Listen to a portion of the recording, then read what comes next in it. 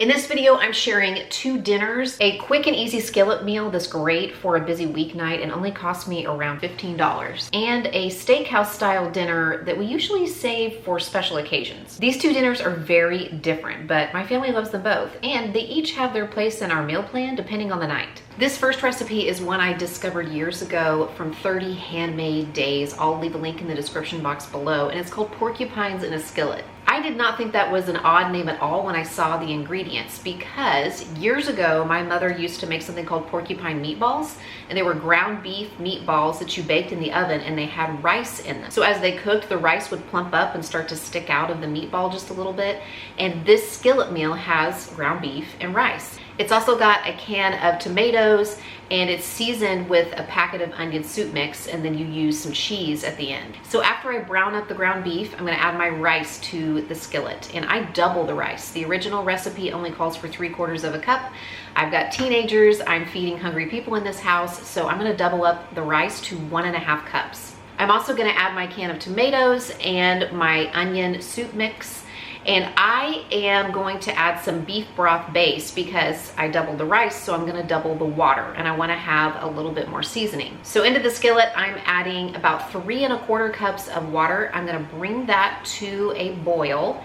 I'm gonna pop the lid on, turn the heat down, let it simmer for 10 minutes. Then I'm going to turn the heat off, but I'm gonna leave the lid on and let it sit for at least another 10 minutes. I finished this recipe off with some cheese. I've used cheddar, I've used Swiss. This time I picked up this block of Gouda. I thought this Gouda would be Gouda.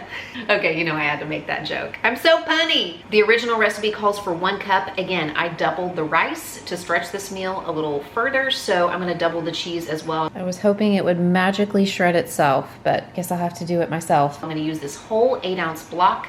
I'm gonna stir most of it into the skillet with the ground beef and rice mixture. And I'm gonna save a little bit to sprinkle over the top, and then just put that lid back on for a couple of minutes. The heat will help that cheese melt, and then it will be ready to serve. I thought this might be a good video to reshare my little muffin packet mix hack. I've shared this before. It's how I stretch 1 little packet of muffin mix that usually only makes 6 muffins to 10 muffins, which means that in my family of 5, everybody would get 2. What it really means is that each of my children will eat 3, I will eat 1, and my husband probably won't get any. I start by putting about a tablespoon of vinegar into a measuring cup, and I usually use apple cider vinegar or plain white vinegar. And then I fill the measuring cup up to the 3/4 cup mark. I'm gonna let that sit for about 5 minutes. Essentially, it is gonna be similar or behave similarly in the recipe to buttermilk. To my package of muffin mix, I add 1/2 cup of flour and about 1/2 teaspoon of baking soda. I stir in my homemade buttermilk substitute, and then I just divide the batter among 10 muffin cups and pop them into the oven. Now, I like to cook the muffins for about 2 minutes at a hotter temperature than the package calls for. So I'll start the oven out at like 425 or maybe 450. And then after 2 minutes, I will open up the oven for a few seconds while I take the temperature down to what the package says. I need to let a little bit of that heat escape so that the oven cools down just a little bit. And then I'll let them finish cooking, usually 8 to 10 minutes or so, on the package recommended temperature. In my opinion, this just helps them rise very quickly and gives you that little muffin top dome that you like to see on your muffins. Now, I'm just sharing what works for us. This is just what I do. And I don't add any additional sugar, even though I'm adding flour, because I feel like that muffin mix is already pretty sweet. And we like to eat our blueberry muffins with butter. I know that might sound weird to some people, but that's just how I grew up eating them, especially when my mom served them with dinner. And this was something that we ate with dinner, you know, probably once a week or so. I'd like to take a minute to thank today's sponsor, ButcherBox. I have in recent years become a lot pickier about the meat that is coming into this house and going into our meals. I am looking for words like grass-fed, pasture-raised, wild-caught, antibiotic-free, hormone-free, organic. My ButcherBox subscription takes a lot of the guesswork out of this process for me because they offer high-quality cuts of meat and seafood options that I can choose for my subscription box, and then they will have it sent right to my doorstep. You're actually seeing several of their beef options in the video today. I also like to stock up on chicken and salmon fillets, plus bacon.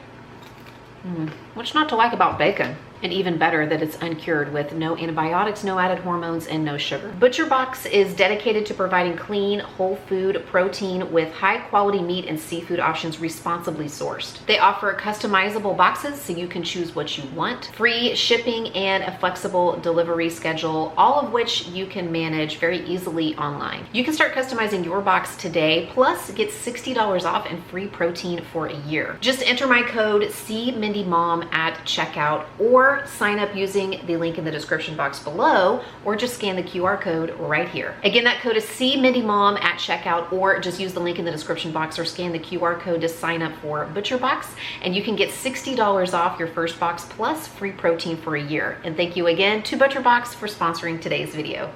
We live in Oklahoma, beef country, and there are some amazing steakhouses in our state and in our area here in Tulsa. And my husband and I enjoy a good steak dinner, but that is something that we reserve for special occasions because it can be kind of pricey. However, we have figured out how to have a delicious steak night at home, thanks in large part to my husband, because in my opinion, he grills the absolute most delicious steak. We recently got some great steaks in our ButcherBox, and last week my husband threw a New York strip on the grill for me. He does not marinate the steaks. The only seasoning that he uses is salt, and he will sprinkle salt onto completely thawed steaks and then wrap them in plastic wrap. He usually does this a couple hours before he intends to throw them on the grill, so he'll put them in the fridge until about 30 minutes before he's ready to grill them, and then he'll pull them out and just let them rest all wrapped up so that they aren't ice cold when he throws them on the grill. Now everybody has to decide to what temperature they want to cook their steak.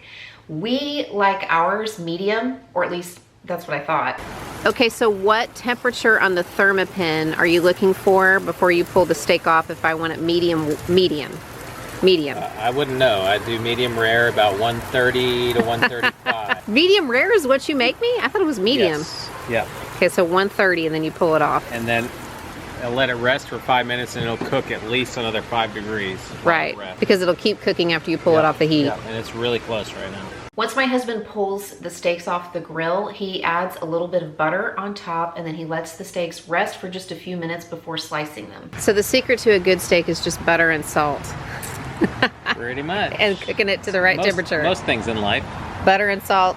That's just the way we do it, and it turns out like every time. I grew up in a household where vegetables were usually either green beans or salad, or corn, because back in the 1900s, corn was still a vegetable. I know most people consider it a starch now, but it was a different time. I was an adult before I learned that I actually like things like roasted zucchini or steamed broccoli or asparagus. In fact, I tried asparagus for the first time in a restaurant, probably a steakhouse, but I struggled figuring out how to recreate it at home. And finally, I found out the secret. It's blanching the asparagus first. So I get a pot of salted water on the stove. I'm gonna bring that to a boil. I'm gonna prepare my asparagus by taking off the ends. Some people say you should just bend it until it snaps. I think that's really tedious, so I just take a knife and chop off the ends all at once. Once the water is boiling, I drop in the asparagus, but I only wanna cook it for about 2 minutes. And while that is happening, I'm gonna prepare an ice water bath. My asparagus has been boiling for about 2 minutes. I have a bowl of ice water here sitting right next to them. So I'm going to turn the stove off, and I'm just going to take my tongs and I'm going to very carefully place these into the ice water. I'm going to let them cool down for a few seconds, make sure that they're no longer hot. I want them to sit in that ice water for, you know, a good 20-30 seconds. Then I'll take them out and put them on a towel to dry until we're ready to cook them up before dinner. To finish the asparagus, I just saute it with a little bit of olive oil in a pan and add some salt and pepper. I usually wait until right before everything else is finished because this only takes a few minutes. Now we're gonna talk about risotto, and this is something that I tried for the first time in a restaurant and really wanted to learn how to make it at home. And personally, I don't think it's difficult, it's just tedious because it's one of those dishes that you have to stay with. This is arborio rice. This is what I use to make risotto. Other kinds of rice are not going to cook to the same texture, so you need to look for the arborio rice. The thing about risotto is that you want to add the broth or the liquid to it just a little bit at a time. So I have 2 pots on the stove, a skillet. where I'm going to maybe saute a little onion with a little bit of butter and then throw in my arborio rice for just a little bit of browning. And I also have a pot on the stove with chicken stock in it. Here is my broth heating up on the stove. This is 4 cups. I try to make 4 cups or a quart for each 1 cup of arborio rice that I'm using in the risotto. I just make this from like broth base or concentrate and water. I have used the already made stuff from the carton or the can before too, but I heat up a quart or 4 cups for each 1 cup of rice to use in the recipe. Once my rice and onions are browned, I'm going to start adding the warm broth from the stock pot into the skillet, just a little bit at a time. Sometimes I have to turn the heat down in my skillet too because it's a little bit hot at first and it will, you know, burn off or evaporate the broth just a little too quickly. As soon as the risotto has soaked up the broth that I added, I add a little more, just a ladleful at a time, and I keep stirring it over low, medium, low heat, and every time it soaks up that broth, I add some more. This process usually takes me, you know, around 20 minutes or so. And like I said, it's a labor of love.